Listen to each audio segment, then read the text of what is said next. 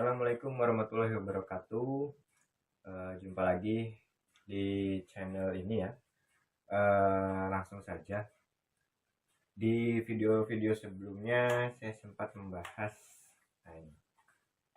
pistol Black Mamba P377.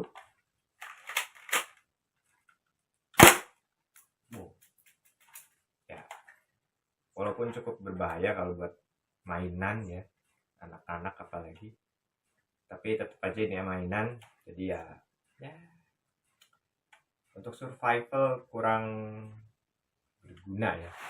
Nah, sekarang saya akan lanjut review ke senjata yang asli.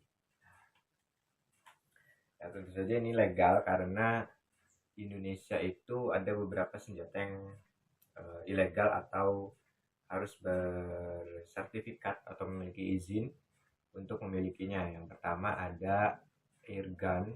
Airgun itu sama pistol bentuknya, cuma pakai tenaganya itu bukan spring ya. Kalau ini kan spring yang satu kali kokang, itu untuk satu kali tembakan.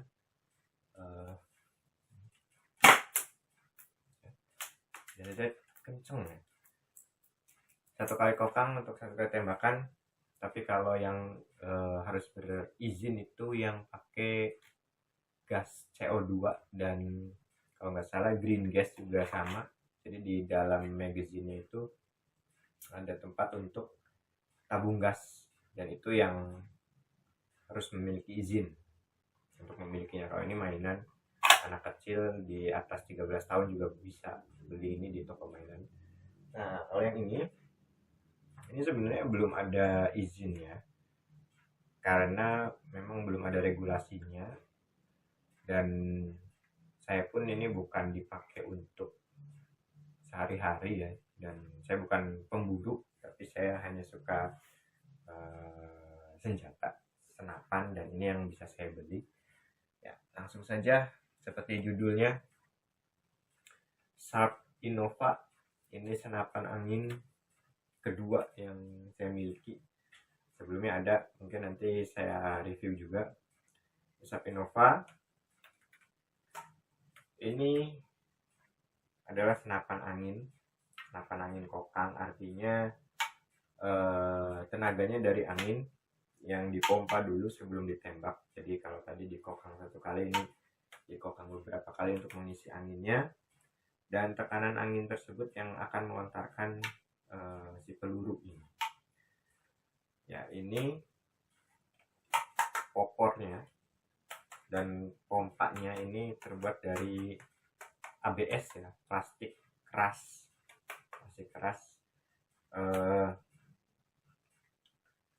Saya cenderung lebih suka yang dari plastik. Pertama, lebih ringan dari yang kayu. Kedua, bentuknya ya, lihat saja ya, bentuknya sangar. Nah, ini seperti di game tembak-tembakan yang umum ya. Ini keren sekali. Nah, apakah ini cocok untuk pemula? Kalau saya bilang cocok. Kenapa? Karena pertama, perawatannya minim. Jadi ada 3 jenis. Yang pertama gejluk, kedua ada PCP. Nah, ini yang uklik itu yang dipompa, yang dikokang. Jadi sebelum dipakai itu harus dikokang dulu, baru bisa meletus ya. Coba, kalau nggak salah tidak ada ini.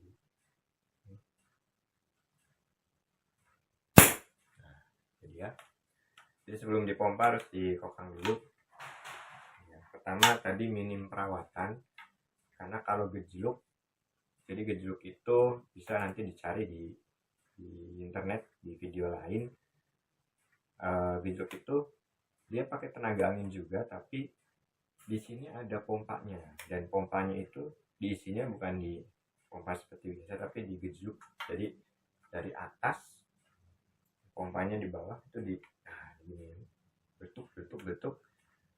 Bisa dilihat di video YouTube, banyak cara memakai gejluk. Nah, efeknya itu si senapan, misalkan kita pakai teleskopnya itu nanti sering harus di setting ulang, karena ya digeduk itu kenceng ya, enggak yang halus tapi kenceng, itu rawan geser, jadi nggak nitik lagi, nggak akurat lagi. Kedua mungkin bisa kena eh, kayak serombong sama pipanya juga, itu bisa bergeser chambernya, ya geser juga, jadi rawan bergeser lah. Nah kalau PCP itu kalau saya bilang bagus sih, bagus. Kenapa? Karena eh, praktis ya, karena kalau ini kan setiap tembakan harus ngokang dulu. Kalau PCP itu si angin udah ditampung banyak, jadi setiap ini ya langsung tembak aja gitu, tembak isi lagi, tembak isi lagi. Nah, tapi kenapa nggak cocok untuk pemula menurut saya, itu karena untuk ngisi anginnya itu harus pakai pompa khusus, dan tekanannya bukan yang 100-200 PSI ya, tapi ribuan, bisa 2000 sampai 3500, bahkan ada yang 4000 PSI. Itu dalam satuan tekanan besar banget ya. Bandingkan saja dengan ban mobil itu paling 36 sampai 40 PSI, ban sepeda balap itu sekitar ya 100 PSI, ini ribuan. Bayangkan kalau ada salah-salah karena kita pemula, kurang belajar misalkan, kurang ilmu, amit-amit sampai meledak, itu sangat kacau ya, sangat berbahaya sekali. Nah, kalau ini enggak, ini tekanannya paling ya kecil, nggak ada kasus sampai meledak ya, paling banter, flagnya rusak, bocor, jadi nggak sampai meledak tapi bocor, terus udah paling nggak bisa dipakai. Nah terus ini mah di bayangan ya, di bayangan saya bisa jadi suatu saat ada kondisi di mana kita mengalami keadaan yang kita harus survive, kita harus bermodalkan tembakan gitu. Nah yang ini aman, ini bisa dipakai terus selama ada pelurunya ya. Pelurunya ini saya pakai Nimis Barakoda 4,5 mm, 4,5 mm. Ini kalau misalkan mau dipakai itu kan tinggal dikokang. Kalau PCP harus dipompa dulu, jadi artinya kalau misalkan habis ya kita harus pakai pompa dulu. Nah, di sini ada dua variabel. Kalau misalkan pompanya rusak, ya sudah, nggak bisa dipakai kan. Nah, gejluk juga sama, gejluk kalau misalkan pompanya rusak, ya udah nggak bisa dipakai. Kalau ini kan ya udah pas mau dipakai ya nggak dikokang, ditembak. Nah, terus kenapa ini cocok untuk pemula? Karena ini salah satu kriteria yang saya ambil, kenapa saya pilih ini, murah. Jadi sangat murah. Ini saya beli display ya baru, tapi jadi pajangan gitu di tokonya, 500.000. Kalau PCP itu bisa sampai ya 1 juta ke atas, 1 juta ke atas. Terus kalau gejluk bisa 2 juta ke atas. PCP ya yang bagus bisa sampai 5 juta, 6 juta. 500.000 bisa saya beli dan kondisinya bagus ya, lihat saja. Nah, ini udah saya sangat suka bentuknya, jadi kayak shotgun kayak di film-film atau game. Murah ini murah. Terus partnya juga murah. Kalau misalkan ada kerusakan itu gampang banget. Mana ya, mungkin ini ya gampang deh, nanti bisa selanjutnya saya bikin video tentang membongkar senapan ini untuk perawatan. Selanjutnya mudah untuk dipasang teleskop. Nah ini ya, teleskopnya saya pasang dengan mudah, tinggal pakai rel. Ini rel berapa ya, 11 atau 12 mili. pasang udah, ini bisa sampai akurat sekali dibanding ketapel sama ini ya, raspen. Ini bisa nitik ya, jadi oke lah. Nah kemudian ini satu kokang saja bisa keluar, si peluru itu bisa keluar dan kenceng ya, bukan yang lu ini kenceng.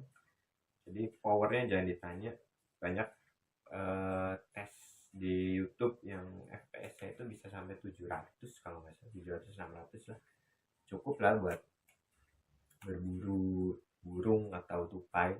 Walaupun saya nggak pernah pakai untuk berburu burung atau tupai, tapi saya pakai buat ya olahraga aja lah. Maksudnya ya ngomong pagi ini kan butuh gerak ya, butuh tenaga, anggap saja olahraga, membesarkan deltoid sama dada hasilnya. Nah itu yang bisa saya sampaikan. Barangkali ada pertanyaan atau tambahan bisa ditambahkan di kolom komentar, saya tunggu. Dan barangkali berkenan boleh di like ya.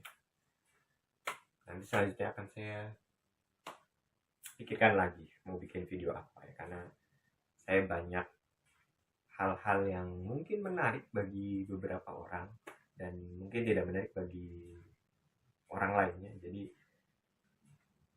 ya banyak hal mungkin nanti bikin vlog juga ya. Oke, saja, see you next